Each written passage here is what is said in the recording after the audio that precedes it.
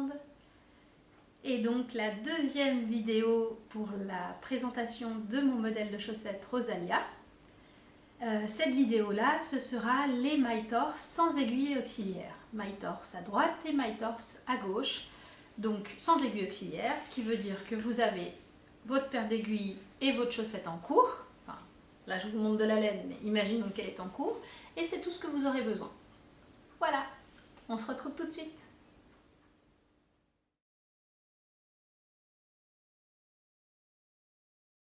Bonjour à tous, on se retrouve sur cette vue-là pour que je vous explique comment je fais les mailles torse glissées à droite ou à gauche pour mon modèle de chaussettes Rosalia.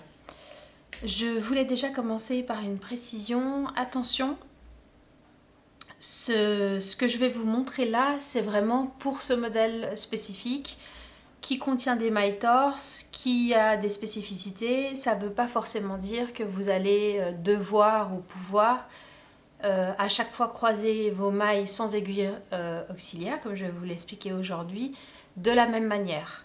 La façon dont je vous les explique aujourd'hui, c'est parce que je voulais vraiment quelque chose de similaire en design à droite et à gauche. Et pour avoir ça, il y a une certaine manière de faire ces mailles torse. Ça ne veut pas forcément dire que sur tous les modèles, ça sera la même façon de faire ou que, voilà, ou que c'est la façon juste de faire. Je pense qu'il y a plusieurs façons justes pour faire des mailles torse sans aiguille auxiliaire. Mais voilà celle que j'ai choisie pour le modèle Rosalia de mes chaussettes. Donc là, j'ai fait déjà une première série de mailles torse à droite et à gauche. Donc c'est ma première série, il y a à chaque fois trois croisements. J'ai fait mes mailles, ma série de mailles, et là je vais arriver à de nouveau le premier croisement qui va se situer à ce niveau-là. Donc je vous montre comment je fais ces croisements.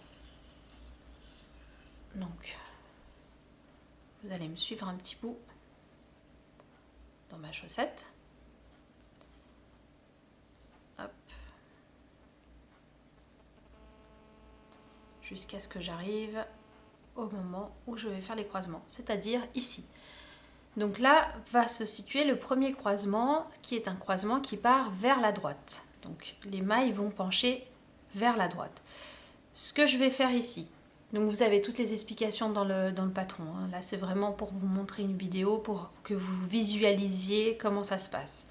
Donc dans mon patron, je note bien qu'il faut glisser les mailles de l'aiguille gauche sur l'aiguille droite en les prenant par derrière. Donc je glisse 3 mailles, comme c'est noté. Je récupère 2 mailles, les 2 premières que j'ai glissées sur mon aiguille à l'arrière, ici. Je les récupère sur mon aiguille gauche, je fais glisser. Donc j'ai une maille qui est toute seule ici, c'est pas grave, elle va pas partir. Hein. Je la récupère avec mon aiguille droite et je la glisse sur mon aiguille gauche. Hop. Vous inquiétez pas, je vous remonte tout ça. Hein. Et je tricote comme c'est noté, donc hop. Donc là c'est une maille endroit normale, une autre maille endroit normale, une maille torse et une maille endroit. Et là je vais faire l'inclinaison mais à gauche. Pour ça, je glisse une première maille comme si je la tricotais à l'envers. Je fais une maille endroit, une maille torse. Voilà. Je viens récupérer la première maille que j'ai glissée avec mon aiguille de gauche. Je glisse les 2 mailles que je viens de tricoter. Je les récupère par l'arrière comme elles se présentent.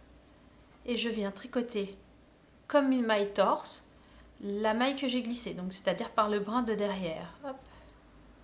Tout simplement. Voilà. Et donc là, j'ai croisé une maille à droite et une maille à gauche. Enfin, j'ai fait un croisement de 3 mailles en réalité. Hein. Donc je vais continuer jusqu'à mon prochain croisement pour vous remontrer encore une fois comment ça se passe. Hop, alors que je me trompe pas, 1, 2, 3, j'en tricote encore 2. Voilà. Donc je suis arrivée à mon nouveau croisement qui doit se situer à droite.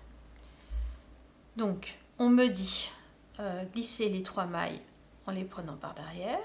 Ok, donc j'ai glissé 3 mailles. Ensuite, je vais récupérer les 2 premières mailles que j'ai glissées. Alors hop, je me place vers l'arrière. Si elle veut bien venir, voilà. Donc juste les 2 premières. Hein. La première qui est sur mon aiguille, qui est située ici, ne viendra pas. Elle va rester toute seule. Donc je glisse ces 2 mailles. Donc ma première maille est ici. Je la récupère avec mon aiguille droite comme elle se présente.